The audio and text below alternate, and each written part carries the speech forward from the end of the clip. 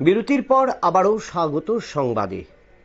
ধৈর্য হারিয়ে অবশেষে পথ অবরোধে সামিল হলেন এলাকার মানুষ।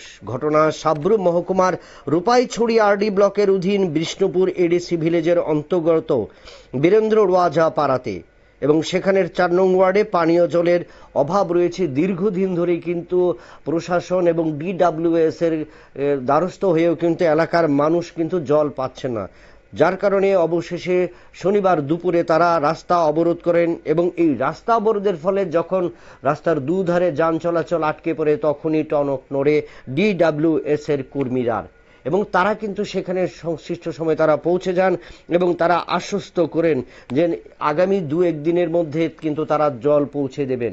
এবং পানীয় জলের অযোগ্য যে জল সে পরিবাহিত হচ্ছে বা জল পরিবহন করা হচ্ছে, সেখানে কিন্তু তার দিয়ে কিন্তু তারা রোগের আক্রান্ত হচ্ছেন। এর কারণেই কিন্তু তারা দীর্ঘদিন, এই এলাকার মানুষ দীর্ঘদিন DWS কর্মীদের কাছে যোগাযোগ করেছিলেন। বীরেন্দ্র রোয়াজা পাড়ার 4 নং ওয়ার্ডের বাসিন্দারা অবশেষে বাধ্য হয়ে কিন্তু তারা পথ অবরোধে সামিল হলেন।